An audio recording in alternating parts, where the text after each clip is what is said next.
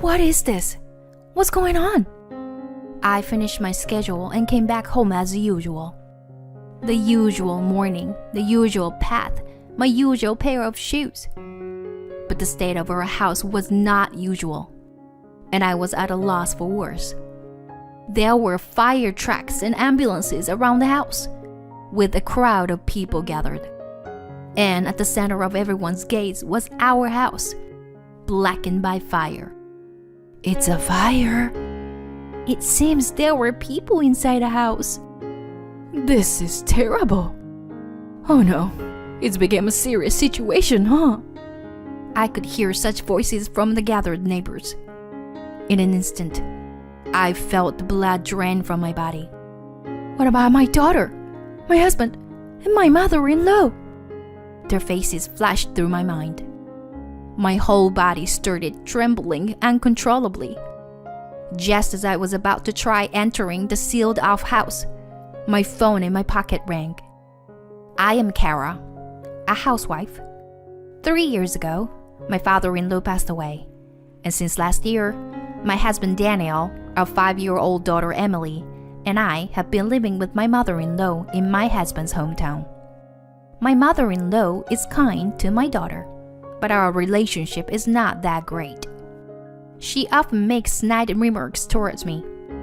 Kara, the taste of the food is too strong. Are you trying to give me high blood pressure? Such nagging happens almost every day. Even though I don't season the food too strongly, I find it tiresome to argue. So I apologize and say I'm sorry. Kara, there was dust in the corner of the hallway. Honestly, you're so bad at cleaning. I'm sorry. My mother-in-law interferes with household chores like cleaning and laundry, which bothers me. I recently realized that no matter how carefully I clean, it doesn't make much difference because my mother-in-law always finds something to complain or nag about. Even though my husband knows about our situation, he doesn't say anything, perhaps thinking it would be troublesome to get involved. I once discussed my mother-in-law with my husband before, but what? Are you trying to say that what my mom said is wrong? Since she's trying to give you advice, you should just listen quietly. Don't come to me with such things. I'm tired from work. That's what my husband said to me. Despite being tired from work, he goes out drinking every night. It seems like he's enjoying himself since returning to his hometown. He goes out drinking with friends every evening after work. Even on holidays, he's not at home and goes out to have fun, which has been a source of concern. Since coming to my in-laws' house, my husband stopped to help in with household chores and childcare altogether. At first, our daughter used to miss him, but recently, she seemed to have accepted his absence as the norm. One day, when I went to the grocery store, my husband's friend Tyler approached me. Kara, it's good to see you. Actually, there's something I want to talk to you about. When I asked him what it was, he hesitated a bit and whispered, Actually, it seems like Daniel is cheating on you with his ex-girlfriend. What? Daniel is cheating? Everything went dark in front of me. And with his ex-girlfriend. It must be some kind of joke, right? But Daniel is the type who is easily tempted and lenient towards himself. It's not impossible. It was a story I didn't want to believe. But it's true that he's been going out drinking frequently lately. Perhaps he's meeting his affair partner every night. That day, I waited for my husband to come back and confronted him. Daniel, is it true that you're meeting your ex-girlfriend? Have you been cheating? Huh? What's got into you? All of a sudden. I would never cheat. Even today, I just went out with some male friends. But today, I met Tyler at the grocery store, and he told me that you're cheating. Then my husband immediately denied it. Tyler? That guy has always been a liar. You don't have to believe him. I couldn't erase the suspicion in my mind and continued. Really? But since we came here, you've been going out drinking all the time. Even on holidays. You go to the gym or fishing, right? That's because I'm meeting friends or attending work-related events. Stop being so persistent. My husband was determined to stick to his denial. But I could tell he was visibly shaken when I asked him directly about the affair. At the moment, I backed down. But from then on, I tried to find evidence of the affair around my husband. I couldn't access my husband's smartphone because it was locked. However, when I checked his jacket while he was away for work, I found a receipt from a luxurious hotel. The date matched the day he said he went on drinking with his male friends. My suspicion turned into certainty of his infidelity. To think he was really cheating. Cheating? Kara, what are you talking about? My mother-in-law had come into the room without me noticing and overheard my murmurs. Well, it's just that... I'm sorry, but it seems like Daniel is having an affair. What? What nonsense! Daniel is cheating? There's no way he could do something like that. He also said it's a misunderstanding. But there's someone who claims to have seen him at the scene of the affair. And also this. I showed her the receipt from the hotel, and my mother-in-law was momentarily speechless. But this must be some kind of mistake. How dare you suspect your husband of infidelity when you're being supported? If Daniel says it's not true, then it's not true. My mother-in-law blurted out those words. Perhaps she didn't want to believe her son's infidelity and had no intention of listening to what I had to say.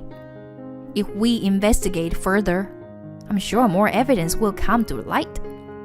I can't forgive Daniel for the sake of her daughter Emily. Don't you understand my feelings? Especially since you've experienced being cheated on by your husband. Yes, I had heard that my mother-in-law had also struggled with her husband's infidelity in the past. She seemed to lose her usual assertiveness and appeared confused and shaken. Can you help me gather evidence? I don't think we can let it go like this for the sake of Emily. Fine, I understand. But if Daniel is innocent, I won't forgive you. My mother-in-law tried to put up a strong front, but it seemed difficult for her to refuse when it was for the sake for her grandchild. A few days later, as I opening my wallet to check my money before going shopping, I widened my eyes in surprise. Huh? What's going on? The money that was supposed to be inside was completely gone. Could it be that a thief had broken in? Should I contact the police? Looking pale and shaken, my mother-in-law, who saw this, approached me with a puzzled expression. What's wrong? Kara, you look pale. Well, the money is gone. Seeing me panicking and contemplating whether to report it to the police, my mother-in-law stopped me. The last time I used my wallet was 2 days ago. Since then, I had kept it in the room, and my mother-in-law also pointed out that she had been mostly at home during that time. So it was unlikely that thief or anyone else could have entered. If that's the case, then who? Could it be Daniel? I don't want to believe it, but it's possible. I heard him complaining about not having enough pocket money a while ago. I can't believe it. I couldn't hide my shock at the thought that my husband had stolen money from our family. Furthermore, my mother-in-law showed me a photo on the table, and I couldn't believe my eyes. Is this... I happened to see it after you told me about Daniel's affair. The girl in the photo is definitely the girl he dated in high school. There's no mistake. In the photo, my husband and the woman were walking arm in arm, appearing close.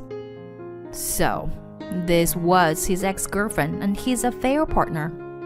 She had long black hair, just like mine. Jealousy, anger, and disgust welled up inside me. So, it's both cheating and theft. I'm sorry, but what your son is doing is despicable. I can never forgive Daniel. That child has become just like his father. Anyway, I helped you gather evidence. The rest is up to you. Yes, I will make sure Daniel reflects on his actions. I will make him regret making me angry. Afterward, I discussed with my mother-in-law about our future plans. We decided to deliberately let my husband know the location of the money.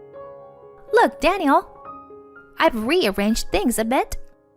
I moved the instruction manuals and bank cards to the drawer in the bedroom. Cards? Oh, I see. Although my husband tried to appear calm, I could tell he reacted to the mention of the money's location. As planned, the next day, the bank card had disappeared. That night, as soon as my husband came home, he confronted me. Hey, what is this about? What are you talking about? When I acted ignorant, my husband's face turned red and he shouted at me. He had the bank card in his hand. There was no money in this bank card at all. Thanks to you, I was embarrassed. That bank card was just recently created, so there's no deposit in it yet. What? I made a fool of myself in front of her. Besides, that bank card is mine, so you can't withdraw from it. And why do you have it? Why did you need the card? Who is her that you mentioned? Oh, well...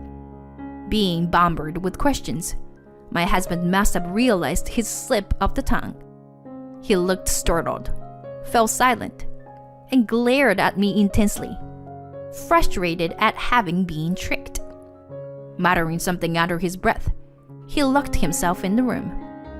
A few days later, my husband said he was going out with my mother-in-law and our daughter.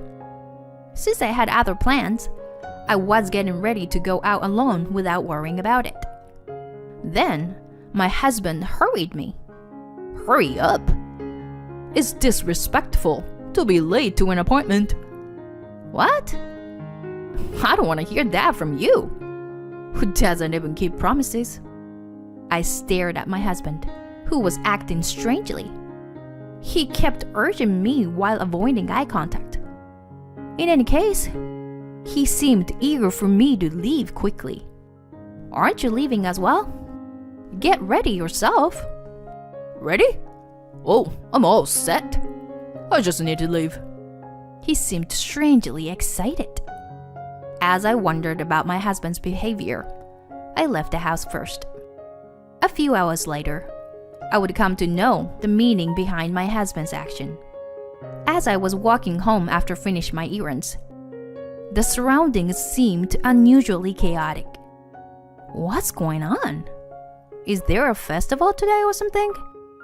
As I thought that, the voices from people around me reached my ears. It's the house at the end of the street. I've never seen it in such a terrible state.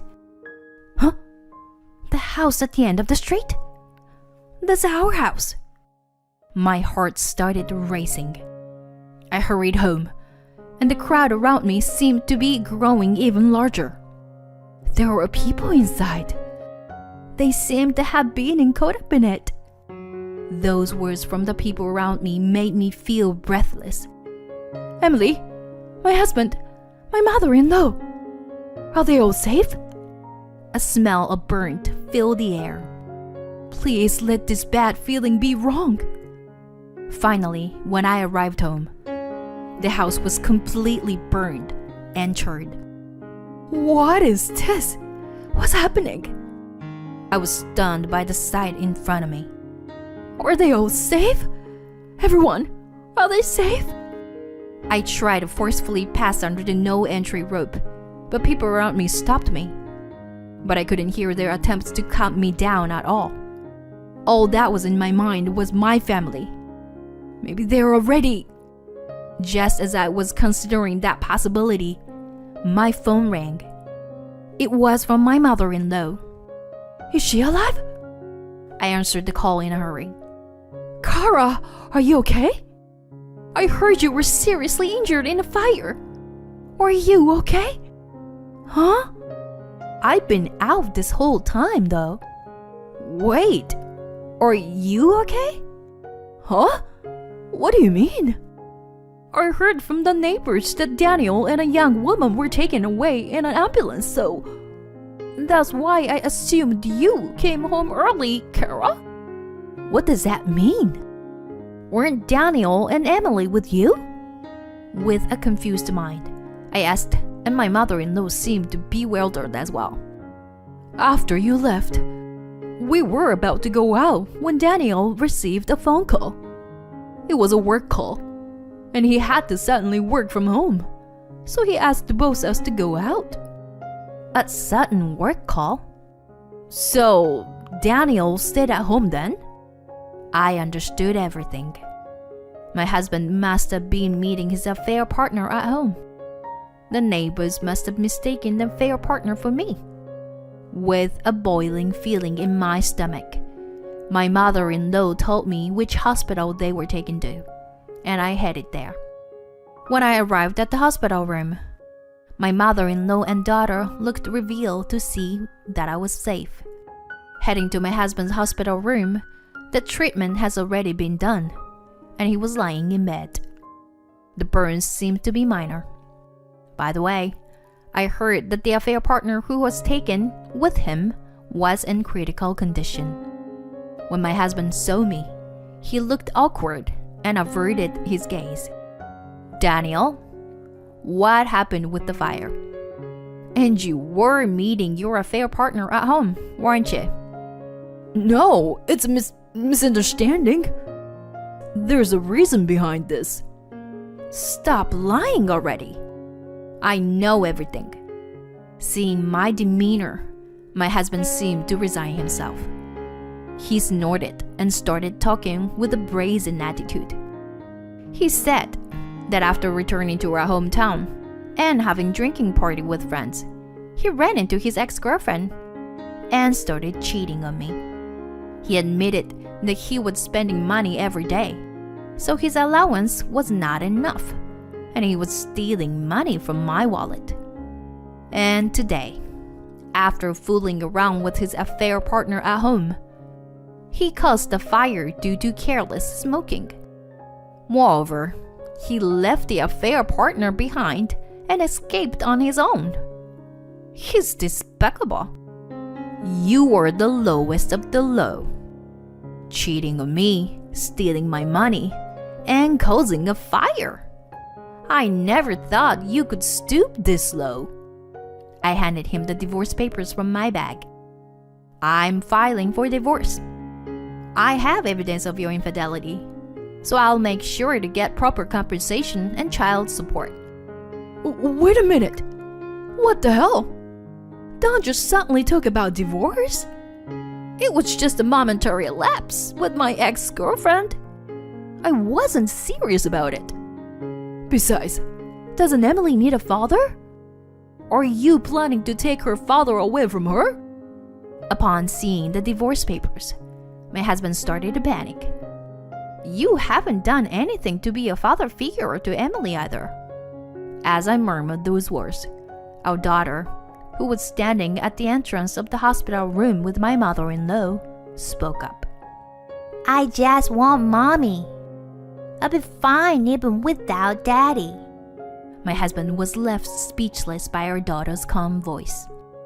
Daniel, just give up already. You have no right to claim to be Emily's father. What's with you, Mom? You never got along with Kara. Why are you suddenly taking her side? Your mother has helped me gather evidence of your infidelity. It's clear that you were so oblivious to our family that you didn't even notice. With a dismissive tone, I blamed my husband, leaving him pale and unable to say anything. And so, time passed, and our divorce was finalized. I received alimony and child support from my ex-husband, and the woman he cheated with paid me compensation as well.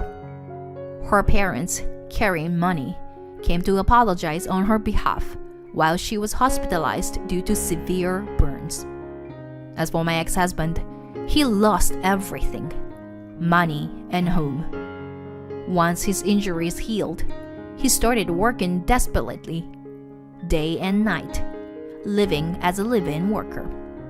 His local friends distanced themselves from him, and now he has no friends and doesn't even go out anymore. My mother-in-law moved to another state to live with my sister-in-law, cutting ties with my ex-husband. I returned to my hometown, and with the help of my parents, I'm living a happy and enjoyable life with my daughter. Although my daughter said those things in the hospital room, I worried that she might feel lonely and miss her father deep down. Mommy, I'm glad we could say goodbye to Daddy. I want to see you smile. Emily said that with a calm face, far beyond her 5 years of age. There may be difficult times ahead for her after separating from her father, but I believe it was the best decision for both me and my daughter. I couldn't spend my life with someone who lied to their family, stole money, and neglected his responsibilities.